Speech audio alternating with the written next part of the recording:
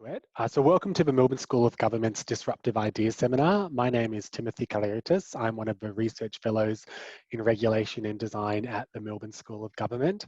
And I'm under the regulation and design program. So there's a real interest there in how we design better regulation and how we bring emerging technologies into the regulatory process. Today, I'm going to present on the case for an Australian Institute of Technology assessment. I want to start by acknowledging the Wurundjeri people of the Kulin Nations, the traditional and ongoing custodians of the land upon which I'm sitting on today, and pay my respects to their elders past and present, and acknowledge many of the young First Nations people continuing the fight against colonialism. And you'll hear that towards the end of my presentation, I'll bring in the theme of social justice and why I think that we need to not just say these words, but integrate it into our practices, if that's our regulatory practices, our governance practices, or our design practice. So today's presentation is going to be a bit of an introduction to technology assessment, a bit of a outline of some of the work I've done and where my interest sits, and hopefully a bit of a conversation starter for some future work if there's those of you here who would be interested in doing future work. I do want to acknowledge that I'm not the first person to make this case. There's a wonderful team of researchers at ANU who have historically made this case in a few papers, and I want to acknowledge their work, and I'll reference their work throughout. But it must be said that technology assessment, apart from health technology assessment, has not got the attention in Australia that some of us would want it to. And as you'll see, we're probably getting left behind in that respect. But let me get straight into the presentation. So I guess I just want to start with what technology assessment is and kind of the context upon which it comes about. I'm not a theorist in a way, so there's hardcore technology assessment theory people who could speak to this much better than I could. But the idea of technology assessment and what I'm going to talk today about as institutions of technology assessments are not new in a sense. The idea that we need to assess technology and work out its impacts, it's logical that that's not a new thing, and it really emerges from engineering as a practice and working out if technology would have malfunctions. Increasingly, in the 1940s onwards, where we were stopping the malfunctions in technology, but they were still having negative impacts through not having a fit with the context of implementation. There was a push towards being a bit more future focused with designing technology to make sure that when it was implemented, things wouldn't fall apart or go wrong. And there's a lot of wonderful literature from the field of sociology around that time, thinking about the relationship between technology and society and what shapes what in that relationship. But technology assessment as a specific method really arose out of or as a systematic method arose out of wartime, trying to work out what technologies in World War II, what impact they would have, and how to make sure that there wouldn't be an impact on other parts of society, especially for the countries and their own citizens who were going to war. But that really got institutionalized probably towards the 1960s and 70s with the focus on societal and environmental impacts of technologies. And we saw that at this time, as I'll share in a moment, we had the emergence of the first ever Technology Assessment Institute, which took all these different methods around trying to work out what the impact of technology would be in society and tried to put it into a bit of a systematic method, with the key focus being to give advice to government so that government could make better decisions about how they would regulate that technology, and to, in a way, act as a bit of a warning system. Because we know that in government, it can be very reactive, especially with the history of deregulation that we have. So these institutes were and still are seen in the countries which are now adopting them as a bit of an early warning system, and to have that in place all the time, not having to set up a whole new body or a whole new process every time some issue arises. So I'm not going to try and give you an amazing definition of technology assessment, but I'm going to just take shot and rip's definition because I think it's a really great definition. And what they define technology assessment is that first, it's a broad umbrella. And I'm not going to talk too much about the method of technology assessment today because it is such a heterogeneous space. I'm going to talk mostly about institutionalized forms of technology assessment.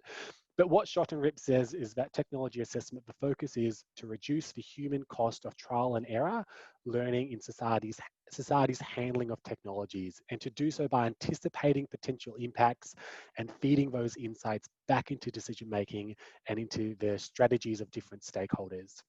I've slightly adapted that to my own way of phrasing it, but really it's about working out how we regulate and govern technologies a bit better and doing a bit of future forecasting to do that as soon as possible.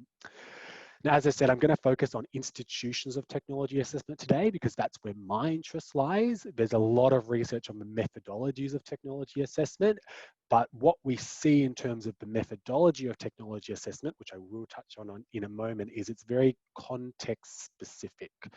And in different countries, they approach this in different ways. And I think it's important not to preempt how we might do it in Australia, but I will later on give some general guiding principles that underpin the methodology of technology assessment. I should say that technology assessment institutions are also very heterogeneous, but we can have a bit of a framework to understand the different ways they might work and how they might work in Australia. Before I do that though, I just want to make the argument for why we should even be discussing this. And I'm going to try and make this argument throughout the presentation. We know that technologies are complex. They're more than just the technological artifact. So it's more than just, I've got my phone here, it's more than just the hardware of my phone. It's the software, it's how that interacts with society, the impacts of that on society, the impacts of society on the technology. It's a complex system. And technology assessment acknowledges that complexity and leans into that complexity, and it tries to break down some of these silos of knowledge that we know we have in society when we're trying to manage all the different things we think might go wrong or that might go right with technologies. Increasingly, there's a lot more technologies that rely on each other. Artificial intelligence and machine learning underpinning a range of other technologies, and that interaction can be very complex. So acknowledging that increasing complexity and acknowledging that the unintended impacts of technology need to be considered and anticipated. And some of them can be anticipated, some of them cannot, but the work needs to be done and done in a systematic way. Here's just a bit of a slide to show that a lot of people do technology assessment. This is only a few of the countries. You will notice that most of them are in Europe. But when saying that technology assessment in name is mostly in Europe, technology assessment in spirit is growing across a number of countries in Asia and Latin America.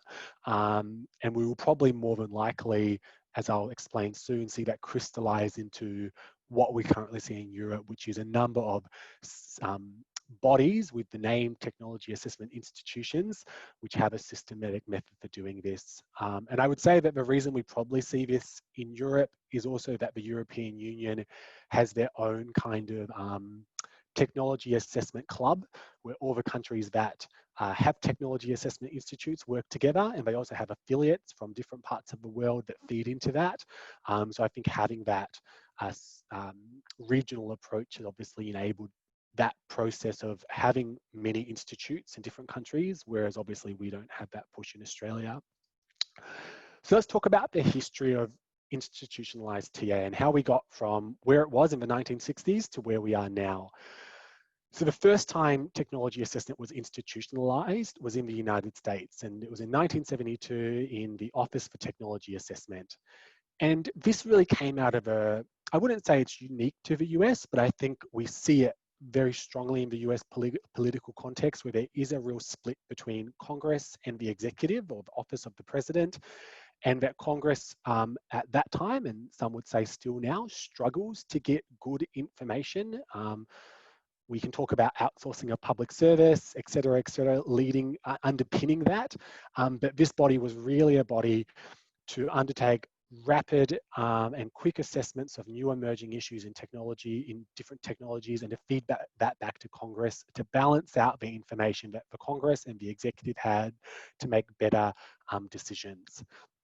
It was it wasn't partisan in some ways. I guess the outcomes, as I'll talk later on, were meant to be objective and to cut across political factions. But the reason it was defunded was, or decommissioned, was more that it was taking up money, and the push for small government really led to this institution being defunded. It still has the Office for Technology Assessment Act is still in place in the US, so technically it could be revived at any point if it had funding, and there's been a number of efforts to do that over the last few decades unsuccessfully, but many of the Democratic presidential hopefuls pre-Biden taking the nomination did have it somewhere in their platform to bring something like this back. So depending on how the election goes, I would not be surprised if we did see something like this at the level it was in the 1960s and 70s be brought back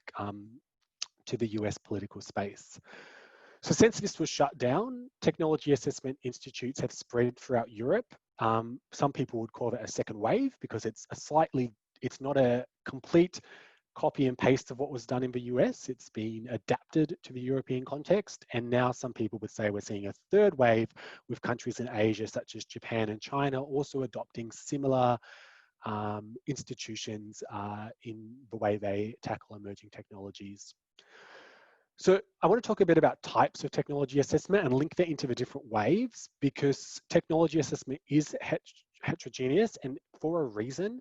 And to, I guess, introduce you to this, I just want to share this table from a report which was done on all the European Union countries' technology assessment bodies, just to show you the diversity of method, topics, and obviously countries. So you can see here that there's several countries outlined, all of which have or have had technology assessment institute bodies. And here are some of the case studies ranging from autonomous living, digital inclusion, large-scale outage in electricity supplies, online gambling, a real range of technologies, and also a real range of methods ranging from end user methods in terms of the impact, future thinking panels, public debate festivals, and then more traditional expert consultation. So this is a very heterogeneous field, though there have been and still are attempts to kind of categorize and systematize these to help us evaluate them and discuss them. So before 2018, we had about, I would say about 8 different types of technology assessment. And I always tell people when I present this, just go to Wikipedia. I would never say that to my students, but it actually does a really nice job of outlining all the different words that have been used to describe technology assessment, better than I've seen in any academic papers, sadly. But some of the terms that have been used are parliamentary technology assessment, expert technology assessment, participatory, constructive, interactive, argumentative. But recently in 2018, Grunwald, who literally wrote the book on technology assessment as of 2018, and so that still shows it has relevance, he kind of simplified all these different types of technology assessment into 3 types. Technology assessment for policy device, technology assessment in public dialogue, and technology assessment in making technology. There's some overlap, so different technology assessment institutes may draw on different elements of this. But when we look at technology assessment institutes across the world, most of them align closely with one of these different themes. So I want to talk through some of these at the moment, because I think it will hopefully set the ground for thinking about how this might fit into the Australian context. So technology as policy device, the central version of this is parliamentary TA, technology assessment, where you have some sort of body or institute linked to Parliament. What I've done here is I've just copied and pasted the kind of charter from the Office of Technology Assessment in the US to give you some understanding of what it would do, what its job was. So I'm going to very quickly read these for those of you who have trouble reading off the screen. So the Office for Technology Assessment in the US, their job was to identify existing or probable impacts of technology or technological programs, where possible, ascertain cause and effect relationships, identify alternative technological methods of implementing scientific-specific programs, identify alternative programs for achieving the goals that the original technology was trying to achieve, make estimates and comparisons of the impacts of alternative methods and programs, present findings of completed analyses to the appropriate legislative authorities, identify areas where additional research or data collection is required to provide adequate support for assessments and estimates, and undertake such additional associated activities as the appropriate authorities specified under subsection D. So what's interesting about this, and why I wanted to read it out, is what you'll see with parliamentary TA, in most cases, their job is not to come up with a solution. Their job is not to say, we've looked at all the evidence, do this. Their job is to come up with a series of alternative policy packages or alternative policy approaches and the evidence behind that to enable policymakers to make informed decisions. What is distinctive about parliamentary TA is that there is diverse expert stakeholder input, so it's very interdisciplinary, it's very comprehensive, and it provides an outcome of different policy options. However, what it doesn't do is it doesn't provide a lot of, I guess, the real world social impacts. It's very much at a technical level. It tended to be very poor at looking at complex interactions with other technologies. It was very siloed in terms of the focus. And I think that was more than likely resource impacts. And the long-term impacts were usually poorly considered. It tended to be short to medium term focus, which I would argue is still better than like a 4 or 5 year political term, but obviously those longer term impacts are important, and doing a bit of that forecasting is important, which this body didn't do as much as some which have followed it. So we've seen these bodies come up in many other European countries as well. So we've got the Office of Technology Assessment in the German Bundestag, or the TAB as they call it. So the TAB's agenda is actually decided by a consensus of the German parliament, not by a majority, but by a consensus. So I think that's a really interesting component of the German model in terms of trying to make it impartial across political lines. And the TAB has a small team of people who do the assessment, but they also send some of that work to outside institutions such as universities, and they submit those reports to a specific committee in the Bundestag who make decisions on how to further progress that. This is in comparison to the Referno, I can never pronounce this, institute in the Netherlands. I'm learning Dutch, so I should be able to pronounce it, so don't hold that against me. These are a bit different. They're a little bit further, they're not part of the parliament. They're an independent body located in an academic space, but their main client is the university, and they do two things. They provide expert advice and they do the process of technology assessment. However, they also do the job of raising public awareness of issues. A really great example, which is very, I think, pertinent for the Australian context, is their job was to create the or enable the public debate over personal electronic health records several years ago, as well as providing expert advice to the parliamentarians. And the third type of model is the French Parliamentary Office for Scientific and Technology Assessment. This is, I would probably say, closest to kind of how our Senate sometimes runs when they're doing investigations or panels. So members of Parliament actually make up the technology assessment body, and they kind of do what the TAB would do in the German model, but they do outsource a lot to external scientific advice. So we can break this down into 3 models. You've got the parliamentary committee model, where there's a dedicated parliament committee, such as the French model, and Greece has a similar model. A parliamentary office or unit model, where it's a specific unit, such as the German model or the Sweden model, who provides advice and does the outsourcing, or an independent institute, which is separate, but the main client is the parliament. They also might have other roles, such as the Netherlands context of raising public awareness or engaging with industry. That's what we see in the Denmark body as well. Now, TA as policy advice is a bit broader than that. So that's the focus on parliaments, but there's also a lot of these bodies are increasingly providing policy advice to research institutions, to NGOs, to industry, to start to, I guess, close that gap between what advice Parliament is getting and some of the potential options, and how industry and academic institutions and NGOs can respond to that. So that's, I think, a good move, because historically parliamentary TA has been seen as a bit ivory tower and a bit not as transparent. So I think this move towards actually giving expert advice to Parliament, but also opening that up to broader discussions, is a positive thing. I would say increasingly, early 2000s, we saw a lot of TA bodies focusing more regionally. So rather than at a country level, like the US Technology Assisted Body, we saw them popping up in regions, such as in the Flemish region of Belgium. Though sadly that body was discontinued in the late 2009, I think. So increasingly providing advice to a number of clients and increasingly drawing advice from a number of different stakeholders. There's a lot of issues with technology assessment as policy advice. One is funding and independence. So the Office of Technology Assessment in the US got closed down because it didn't have funding. The Flemish Technology Assessment Institute got closed down because it didn't have funding. And sometimes, even though their goal is to be objective, we all know that we're in a very polarized political system where objective, impartial knowledge can sometimes, doesn't always seem like that in the real world and in the media. Impartiality and autonomy can be really challenging, especially at the moment where we've got a lot of expertise going to private industry and not staying in the public sector and the academic sector. And many of us who work in the academic sector will know that in the current situation that might be exacerbated. And transparency and openness, as I mentioned. Historically, office or technology assessment institutes have been seen as a bit ivory tower, and there has been a push to make them more transparent and open, even if they're not directly engaging with society and citizens, as at least having those reports public and written in a way which has multiple audiences.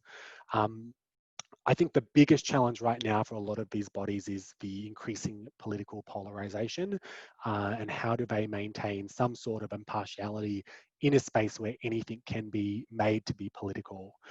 A really great example of TA as policy advice comes from 2008, so kind of recent. They were asked in Germany to explore the potential for widespread power outages, which sounds pretty benign, right? But this was at a time when a lot of regional governments were kind of going, wait a sec, most of our important infrastructure is relying on centralized power sources.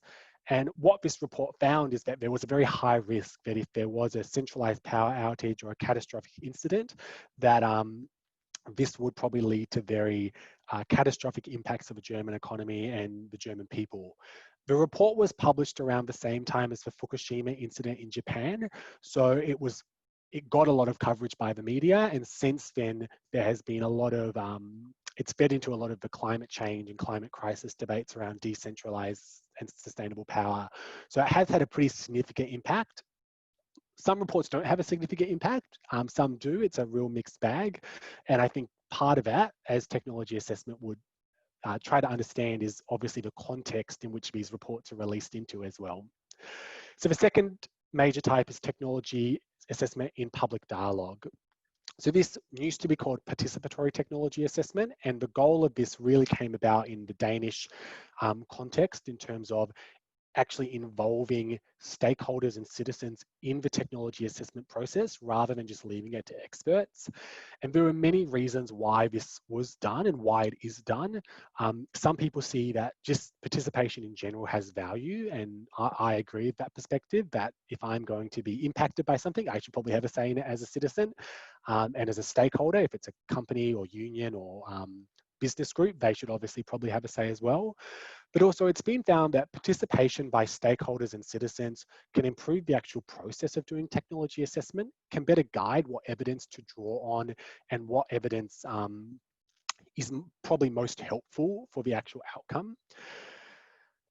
The final kind of big thing, which I think is why I like it, is that it's creating acceptance and actually fueling a public debate, which is probably going to happen anyway. And we see this right now in COVID times, that the public debate is happening outside of the political sphere or outside of the policy sphere in the media. And I guess what TA in public dialogue and participatory technology assessment has tried to do is make that debate part of the process of learning and part of the process of reflexive evaluation. Sometimes to great success, a lot of times not to great success, as I'll cover in a moment.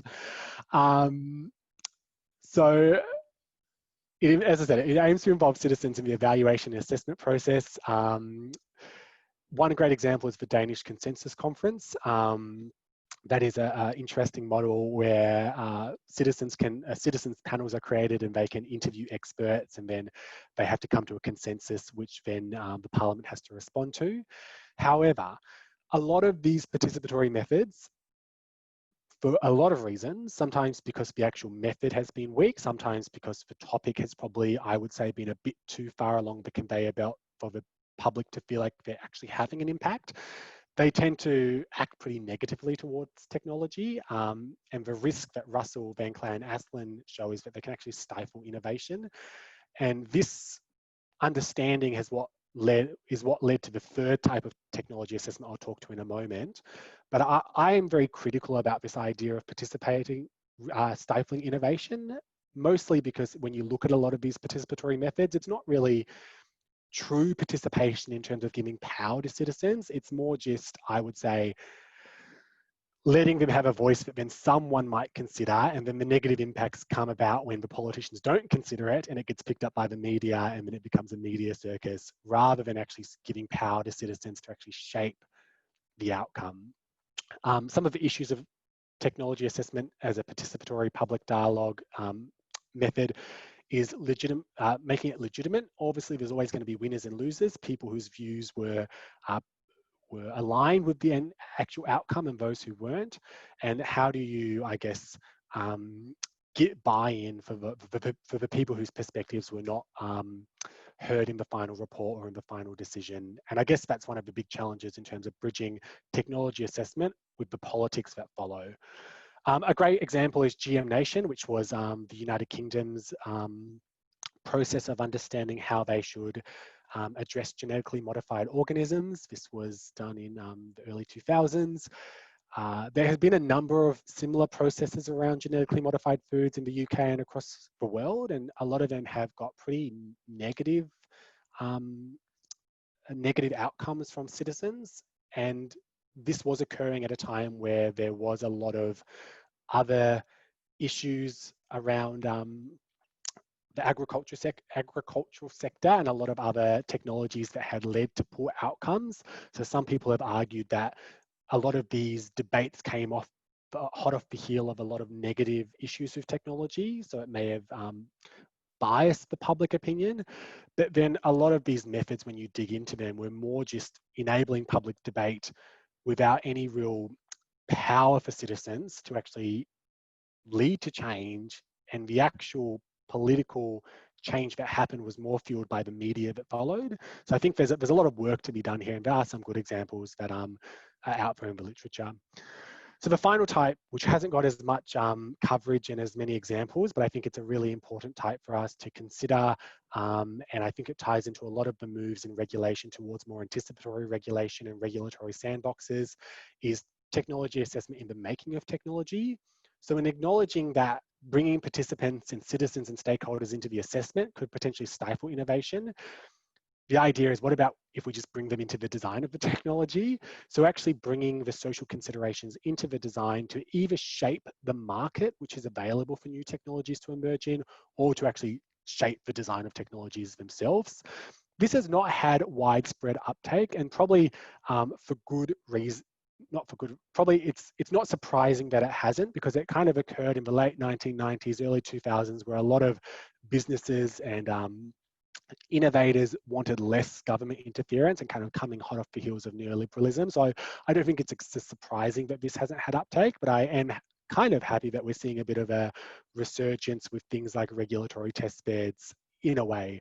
One example of this is genetically modified champagne. So in the late 90s, after a string of issues in the agriculture sector in France, they went through a process of doing what's called an interactive technology assessment, which is one of the specific names of bringing in different stakeholders, different industry people into the process of creating genetically modified grapevines.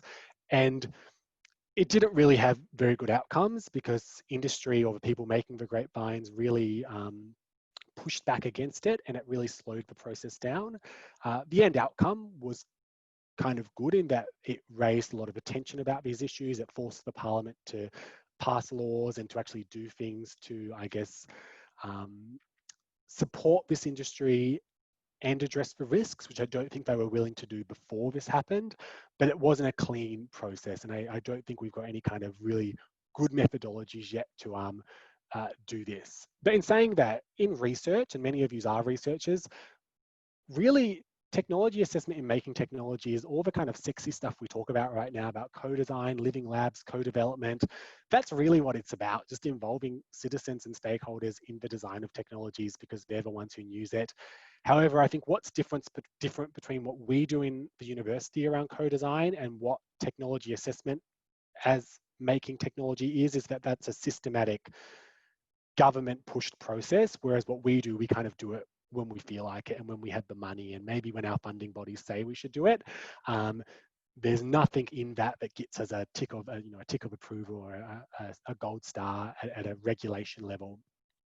The final thing I just want to mention, I'm not going to touch on it because I think there's lots already on it out there in the real world.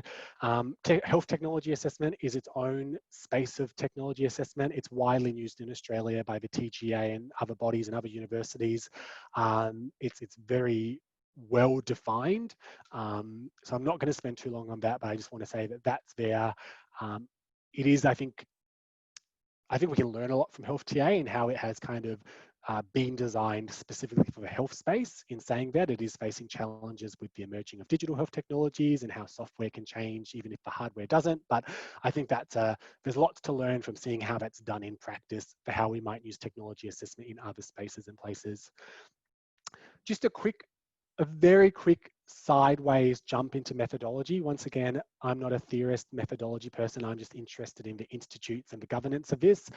But just to tell you, I guess, the underlying theoretical grounding of TA, it's supposed to be responding to real challenges, not just things that we think might happen. It's supposed to be responding to things that are going to have a real impact out there in policy land and in people's lives. So there's a bit about the maturity of issues, so how far along the pathway or the journey of an issue or a problem or a technology does technology assessment come in? That's a bit debated, but it should be when it actually starts to have an impact for a range of different stakeholders and citizens. And kind of underpinning the methods, and there is no kind of one set method for technology assessment, but it's supposed to be that we're anticipating, we're looking at future potential scenarios which are grounded in the reality of today, what we know is happening today and how that might evolve in different directions. It's supposed to be interdisciplinary, and it's supposed to lean into the complexity and draw on systems thinking to actually identify where the technology fits in a system, and to do a little bit of that political work of drawing the lines of what's in that system and what's not in that system. That's all I'm going to say on that. But I do want to say that Russell has done a really wonderful evaluation of lots of different technology assessment methods and has kind of come up with a set of criteria that we should be evaluating technology assessment on, and things that are like technology assessment, because there's lots of things that are like technology assessment that aren't actually institutionalized. So it should be systematic, there should be a process that is followed, it should be broad and it should be inclusive, it should draw on a number of stakeholders, citizens, it should not be captured in one department, like the Department of Health or the Department of Agriculture. It should be cross-cutting. It needs to be well-resourced, and a lot of the failures in technology assessment have been when it's not well-resourced. And when you're publishing the report, it needs to be trustworthy, so it needs to have some sort of independence. And you need to do the work to make sure you've involved all the broad stakeholders at the start, so that the report can actually be influential in terms of reaching out to those stakeholders at the end. And what we've seen with a lot of participatory TA, just like we see with participatory research, is a lot of that participation can also be, how do we get these findings out there through our participatory means? So technology assessment is making a bit of a resurgence. I'm really excited about that. US, lots of the Democrats are looking at bringing it back. I had a meeting with someone from Belgium a few weeks ago who's on a panel to look at bringing back their technology assessment institute. Japan's been looking at the potential way of taking some of their current processes and institutionalizing it. China, many countries in Latin America, Mexico, Chile. It is receiving attention, and for a lot of reasons. I think the ones that stand out most for me and kind of align with my research interests, and that's my bias obviously, is that we've got a raft of technologies that have had real limited regulation to restrict or enable their use. So digital platforms, Facebook, Twitter, Google, Amazon, robots and automation, but also the climate crisis and actually enabling innovation to address some of those issues. I think in all of these spaces, countries such as Australia have been a bit behind the 8 ball in some respects, in other respects not, because we haven't had a systematic approach to actually dealing with these emerging technologies. That's not to say that countries with a technology institute have, but I would say that on things like biotechnology and sustainable energy, Europe has probably done a much better job than ours because they've had those networks of knowledge creation and assessment that we probably haven't. One of my big interests is also the increasing digitization of government.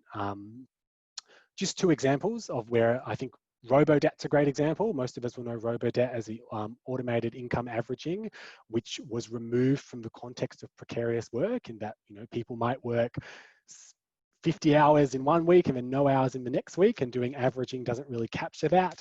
And the other example, so I think technology assessment could have been good there in terms of actually situating that Robodebt, or whatever they're calling it now, within the context of its implementation. And the other example that I've talked about previously in other papers is Sidewalk Toronto and the Smart City project in the Toronto waterfront, which has now been shut down, but had a huge public uproar because a lot of the processes were people thought, and probably rightly so, that they would have a negative impact on the context and the citizens that used it. So I think in both of those cases, and I'm only throwing them out there because there's not a lot of time today in a 3 p.m. session, but I think there's a lot of cases where we've seen governments dabble in digital technology, either in-house or with external partners, which could have been supported with some technology assessment and thinking about the impacts at an arm's length. And as I said, digital governance is where I've kind of situated my work, knowing that governments are adopting data-driven and algorithmic technologies at pace. In many cases, this requires outsourcing, as governments don't have the expertise or capacity to do it in-house.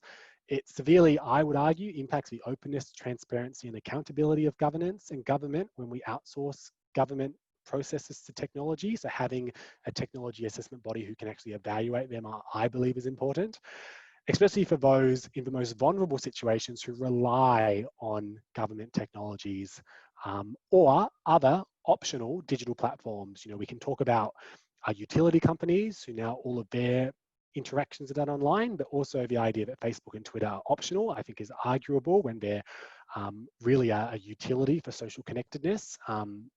So how do we manage the risks of that? So, as I said, many countries are looking at bringing technology assessment institutes into their governance structure. Even, Russia's looking at this, and I've spelled Russia wrong, sorry. It's been one of those weeks of teaching. But UNESCO is also bringing these into a lot of their governance bodies and adopting Technology Institute into how they look at their assessment processes in the digital world. So some like Grunwald, who wrote the book on this, he's starting to argue that we might start to see a global approach to technology assessment. Unsure. But also the private sector has also taken interest in technology assessment, which I think is pretty interesting. So the last thing I want to say is, what would an Australian Technology Assessment Institute look like in Australia? We've seen a lot of processes like this before. So the Consensus Conference on Gene Technology, the Inquiry on Human Genetic Information. We've seen citizen science panels. We could list a whole bucket of these. We've also seen bodies such as the Australian Office of Nanotechnology, statutory commissions. However, many of these lack any systematic methods. They tend to be short-term. There's very little grounding in community. The long-term work to actually make this a process where you understand the needs of our society and actually responding to that in a participatory way, I think is not done well. And having those deep connections with industry and stakeholders, I think the way we've done it has been too ad hoc in the past. In some ways that has worked really well when we've responded to something really rapidly. And I think some of the stuff we've done around digital platforms and the current investigations around Google and Facebook and how they use media content is really great. But I think some of these more long-term issues such as climate change, biotechnology, we've probably been a bit behind the ball because a lot of the things have been ad hoc and they've either been federal or state. We've had very little alignment. So I would argue that if we were going to design a technology assessment body for Australia, we've already got a number of bodies that kind of do bits and pieces of this. So a technology assessment body could play a role in linking them up, providing advice to regulators, linking people and regulators to understand the social impact of technologies, providing advice to Parliament, acknowledging though that in Australia, our Parliament is a lot weaker than in other countries. A lot more power is put in the cabinet and the government in power. So you could argue that maybe the Technology Assessment Institute should be for the cabinet, or maybe the national cabinet now that we have that. Enabling public debate, connecting innovators and regulators, but I think most importantly, and COVID I think has shown this, is that we actually need some sort of body to enable some standardization across state and federal governments. And I think a technology assessment body providing advice that can be cross-cutting would be one to do that. However, I want to have this discussion with you. I want this to be a conversation starter for those who are working in this space or thinking in this space. The last thing I want to leave you with is my own kind of very biased perspective on where technology assessment should go. So some of the things that are really challenging right now for technology assessment is obviously that it's nation state orientated. That's probably very logical, and that a lot of our issues are global issues. However, I think what's the biggest challenge at a nation state level for doing technology assessment, or at a regional level, is we really struggle to do with power in an objective way. And so many of the technology assessment reports I've read kind of shy away from dealing with power differentials between different stakeholders, between the rich and the poor, between people of colour, between people with a disability. They just don't get into that very well, because it's very easy, I would say that they're probably staying away from that to be objective. But I think that's the wrong approach. I think we actually probably need to lean into that, even if it does impact the impartiality. So Wendy Russell, Frank, and Heath from ANU, they've talked about this, so highly recommend reading their work, their papers and the references. Myself and Durakishan Mir from Bucknell University in the US have spoken about this, that we need a new technology assessment that is political, that actually is a bit less impartial. And I think one of the great examples that we've seen only recently is in the UK with the algorithms deciding school marks and the huge impact that's had on low-income families and children. I think we actually need these technology assessments to go in with a little bit more social justice leaning. So what we've argued is that we need to make sure that technology assessment in its current day is grounded in social context and directly grapples with inequalities. And yes, it will impact impartiality, but I think it will bring more buy-in if we actually just reflect what's happening in the real world and the challenges people are facing. And what we've done is we've drawn on an engineering for social justice framework and some of our work that we've done in proposing different ways that this could be approached. But I think the key thing here for ours is that two parts. It's bringing that into the assessment, but also having an institute that can be well resourced to actually upskill communities at risk and those vulnerable communities to participate in these discussions. And as I said, an algorithm determine UK students' grades. I think that's a great example of why we need technology assessment institutes, and those which are probably a bit more social justice leaning. So to conclude, before I answer your questions, because I can see there's lots of questions in the chat, we have a number of TA-like institutions in Australia, mainly based in academia, some in government, some statutory commissions like the Productivity Commission, which do a little bit of what we might think of as technology assessment. However, I would argue we need a systematic and open approach to technology assessment that is proactive and engaged constantly with multiple stakeholders. And finally, not the academic research, I would argue that we need to develop ideas of justice and equity within TA, especially in the context of digital government. And I hope that we can see that play out in maybe some of the new and emerging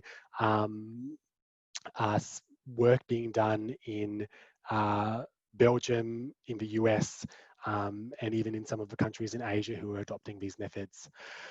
So anyway, please keep the conversation going. You can email me at any time. You can contact me on Twitter, and obviously you can go to the University of Melbourne School of Government website. Here are my references. If you would like to read any of the papers I've referenced, I would highly recommend the Grunwald RR book and the Russell Van Clay papers, as well as the Persit's report, the TA practices in Europe. I think they're all really great starting points.